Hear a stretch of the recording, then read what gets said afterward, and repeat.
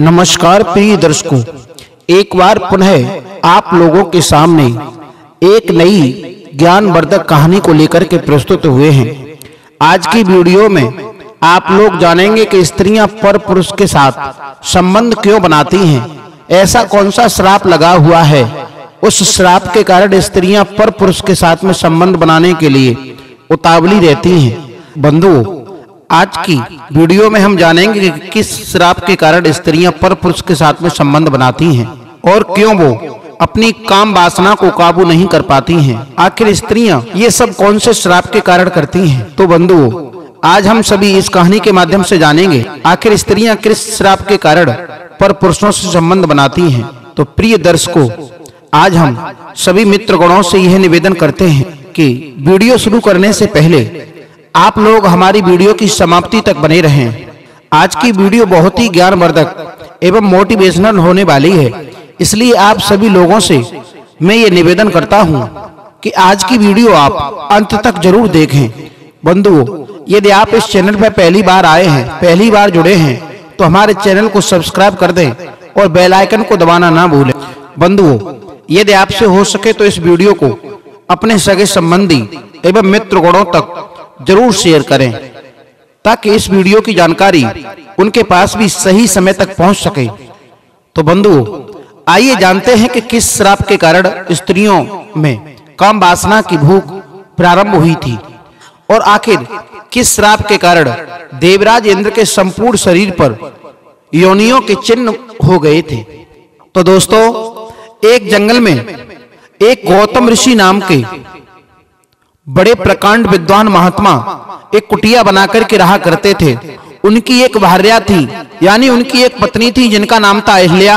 अहिल्या देखने में बहुत ही सुंदर थी। एक समय का जिक्र था, देवराज इंद्र घोड़ा पर सवार होने के बाद में जैसे ही मृत लोक पर भ्रमण करने के लिए आए तो उन्होंने क्या देखा कि कुटिया बनी हुई है जंगल में, और उस कुटिया में एक बहुत सुंदर स्त्री है।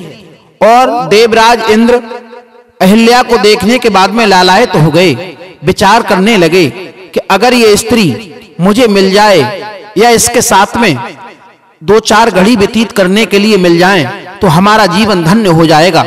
काम वासना उत्पन्न हो गई। देवराज इंद्र इसी ताक में लगे रहते हैं कि वो समय कौन सा होगा जब अहिल्या मेरी बाहों में होगी।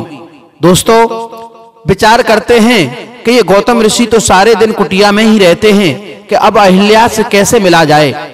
लेकिन देवराज इंद्र गौतम ऋषि के सभी कार्यकलापों के ऊपर निगाह रखने लगा। विचार करता है कि आखिर ये घर से कब निकलते हैं, और उसने ये काम बड़ी ही बारीकी से किया। तो वो समझ गया कि गौतम ऋषि सुबह के समय गंगा स्नान करने के लिए जाते हैं और ये अहिल्या के साथ में मिलने का बहुत ही सुंदर अवसर है। दोस्तों, उसी समय देवराज इंद्र जो था वो अपने मित्र चंद्रमा के पास में पहुंच गया और चंद्रमा से जाकर के ये कहने लगा कि भैया, गौतम ऋषि की पत्नी बहुत ही देखने में सुंदर है और मैं उनके साथ में छल करना चाहता हूं, तुम मेरी थोड़ी सी मदद कर दो। तो उसी समय चंद्रमा कहने लगा कि मुझे क्या करना पड़ेगा।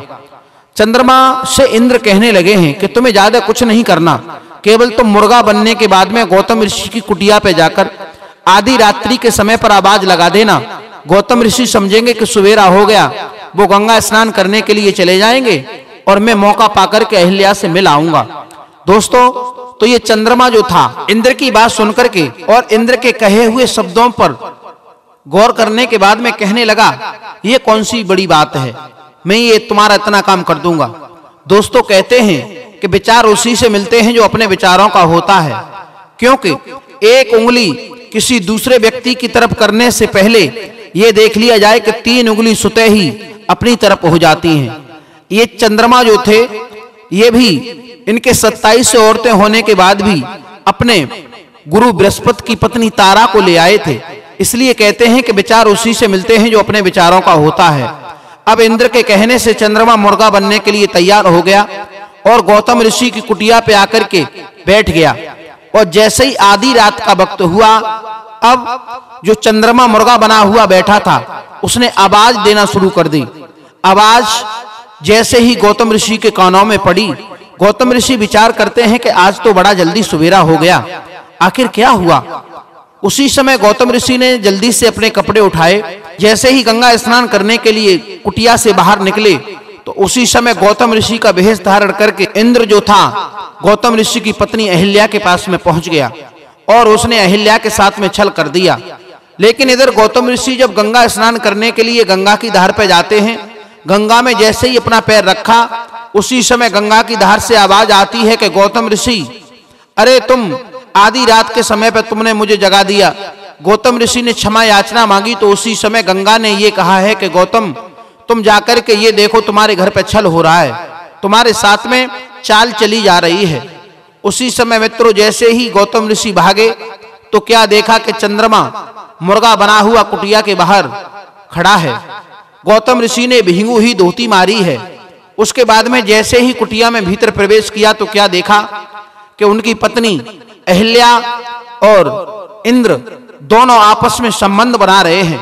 उसी समय मौका पाकर के इंद्र भी भाग गया, लेकिन गौतम ऋषि ने अपनी पत्नी अहिल्या को श्राप दे दिया और उसे पाषाण बना दिया, पत्थर का बना दिया।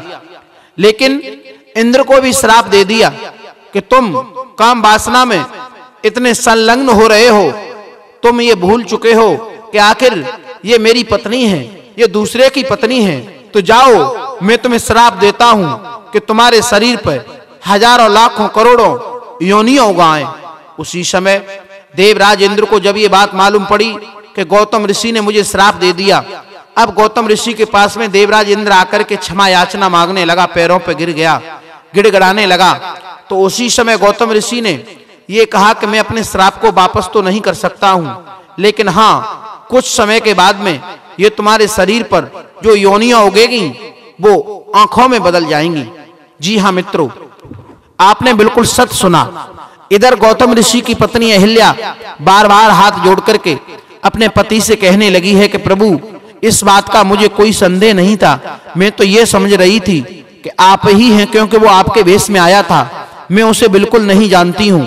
बार बार अनुनय विनय करने पर गौतम ऋषि ने ये कहा है कि चिंता मत करो, आने वाले समय में प्रभु अवतार लेकर के मर्यादा पुरुषोत्तम श्री राम के रूप में आएंगे और तब तुम्हारा उद्धार करेंगे, तुम्हें पुनः पत्थर से स्त्री बनने का अवसर प्राप्त होगा। और तभी से गौतम ऋषि ने श्राप दे दिया। जी हाँ मित्रों, यदि ये कहानी आप लोगों को अच्छी लगी हो तो हमें कमेंट बॉक्स में राधे राधे अवश्य लिखें। सभी मित्रों को राधे राधे, जय श्री कृष्णा। विदा लेते हैं, मिलते हैं किसी नई वीडियो के साथ में। धन्यवाद।